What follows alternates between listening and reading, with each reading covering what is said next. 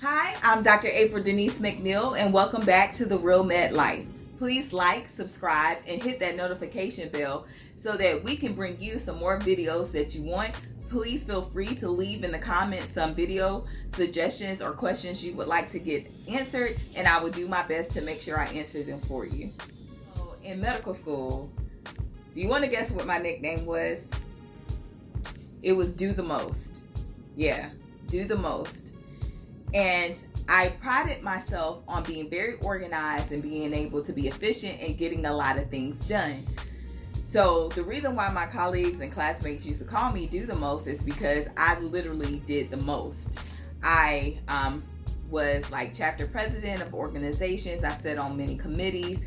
I did a yearly philanthropic event. I actually worked out consistently back in those days. I was very active in the community. I volunteered all while still surviving medical school. So you would guess that I would think that once I got to residency, I could still do that, right?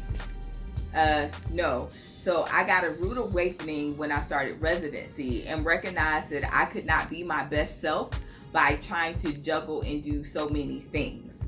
But as I got more acclimated to the culture and the world of residency, I was able to gain a few tips in order to actually be able to start integrating some of those things that meant the most to me back into my life, all while staying efficient in residency. So today we're going to be talking about a few tips that will help you stay organized as well as get all your necessary and required things done while also having a little bit of things that you like to do, all while surviving this crazy life of medicine. So stay tuned.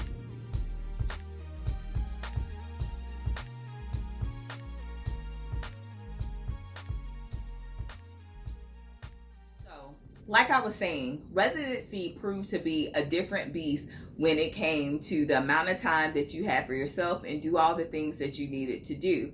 But I was able to reprioritize and actually start, instead of doing the most, but was doing what was best.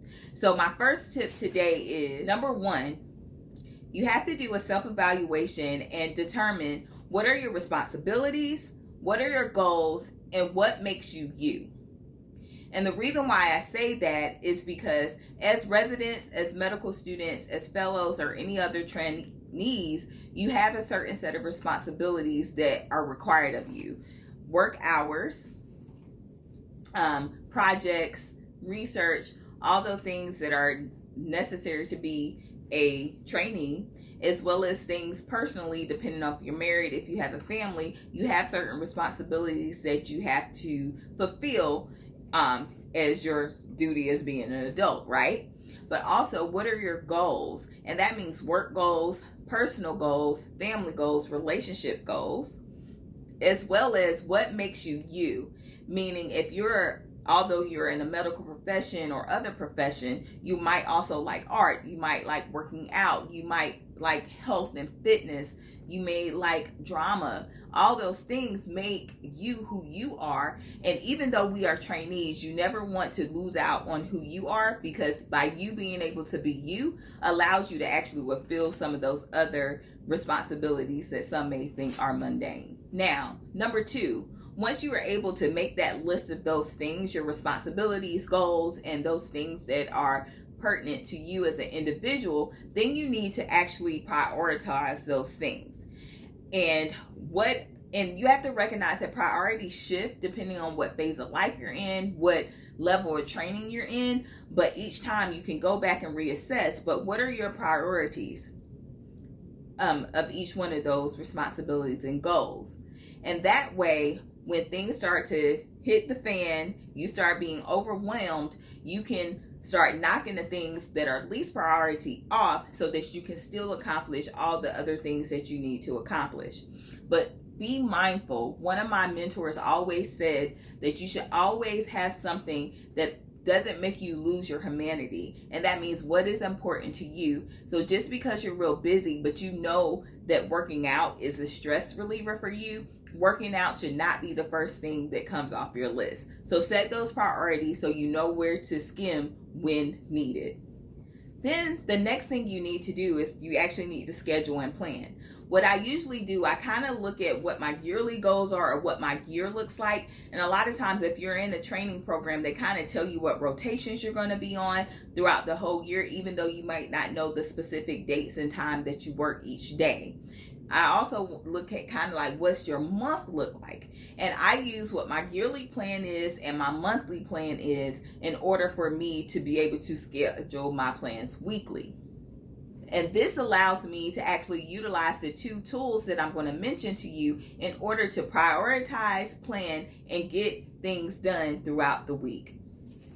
All right, so let's talk about those tools. Now, each individual person is different in how they organize themselves. And I'll tell you what works for me, but you can take some of these tools and actually adapt it what works for you. Some people like pen to paper, and they like to write in a calendar everything that they need to get done. And I used to be that individual, but I found that actually doing these things digitally has helped me a lot better because all my information is saved across multiple platforms, and I always can pull it up, whether it's through my phone, through my computer, through my tablet, and I always kind of know what I'm expected to do or need to be getting done for that individual day. So the first thing that I utilize is Google Calendar. And this is like a really good tool because if you're married, you're in a partnership, you are in a certain group, you can actually share your calendar so that everyone can know what's going on when they're helping to plan things for family, but also be able to keep your individualized calendars to help make you stay organized. So what I usually do, I'll kind of look at what my month looks like, what things I need to get done in the next couple of months, and what small chunks of things do I need to do on that week in order for me to reach those goals by the end of that week, month, or year. So I literally schedule pretty much everything because when you're a medical trainee, you really don't have that much luxury of time. If you're working 80-hour weeks, sometimes you even have to schedule times for personal time. And I think you should do that if you find that is an issue for you. So I literally am like, okay, what are the major components of my week? I have to study. So I go in and I made a calendar just for studying, and I block out time that whether it's 30 minutes, an hour, or a large chunk of time, depending on what rotation you're on, of which I study. Right now I'm studying currently for boards. I also schedule workout time. So that's a whole separate calendar, but it also reminds me to be accountable that I need to work out because girl is trying to lose some pounds. You hear me? I have a work calendar that's synced to my calendar at work that automatically puts in my work hours for the week. I also do personal, so that's whether or not that's dating, me time, even down to making sure that I schedule a block of time to clean my house or wash my clothes or wash my hair. Sometimes it gets that busy that you have to remind yourself to do those things. So I found that this has been very helpful for me because my phone gives me a reminder and it gives me the ability to visualize what my week will look like and be able to arrange and adapt accordingly to what things I need to get done. And the next tool I use is something that basically is a digital to-do list. Again, some people like pen to paper. And sometimes even when it gets hectic, I put it on my whiteboard of what things I need to get done because I like to see that I've checked those things off. But being that we're people on the go and we have a lot of things to do, I actually like digital to-do lists. And my to-do list of choice is called AnyDo. They have a free version as well as a premium version in which you can use. The reason why I like AnyDo is because you can organize it into the compartments of your life. So I have my advocacy work, my research work, residency administrative tasks, personal things, grocery list, and any other projects that I'm working on. And then I can put in the tasks that I need to get done, and I can even customize the day and time in which it's due. And therefore, then my phone will send me a reminder of when I need to get something done to make sure that I'm checking those things off a to-do list. One of the other features that I quite like about this app as well is every morning you can set a time to where your to-do list comes to you. And it's called like an AnyDo moment or something like that. And then it literally goes through every task that you have scheduled to get done on that particular day, and you're able to organize, yes, I'm going to get it done today at this time. I need to move it to next week. I need to move it to 2 days from now. So that way you're constantly knowing what things you need to get done and what things that you have gotten done, so you can kind of organize your week accordingly so that you can accomplish your goals. As I said in my goals video, my goal this year is to be consistent, and these things help me to do just that.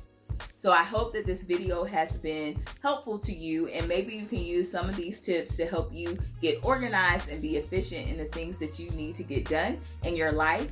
And don't do the most, but do what's best for you, and look out for more videos coming soon. Please leave a comment below and subscribe to my channel. Guys, till next time, bye.